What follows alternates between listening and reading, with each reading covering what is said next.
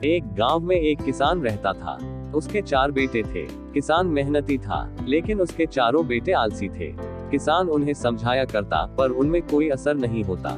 किसान जब बूढ़ा हो गया और उससे लगने लगा कि अब उसके कुछ ही दिन बच गए हैं, तो उसने अपने चारों बेटों को बुलाया और उनसे कहा, सुनो बेटो, अब मैं कुछ ही दिन का मेहमान हूँ। मरने के पहले तुम्हें एक राज की बात बताना चाहता हूँ। चारों बेटे ध्यान से सुनने लगे।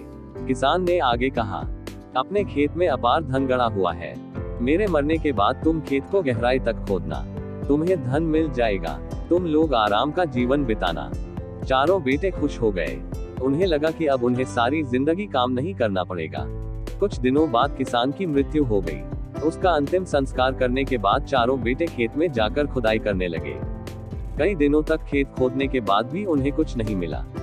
उन्हें अपने पिता पर बहुत गुस्सा आया, लेकिन उन्होंने सोचा कि जब खेत खुद ही गया है, तो यहाँ धान बो देते हैं। उन्होंने खेत में धान बो दिया। कुछ माह बाद खेत धान से लहलहा उठा। धान बेचकर उन्होंने अच्छा खासा धन कमा लिया। उस दिन उन्हें अपनी पिता की बात का अर्थ समझ आया कि उनके खेत में अपार धन छुपा है, बस उन्हें मेहनत करने की जरूरत है। उन्होंने उस दिन से जी तोड़ मेहनत करने का संकल्प ले लिया। मेहनत का कोई विकल्प नहीं। आलस छोड़ो, मेहनत करो।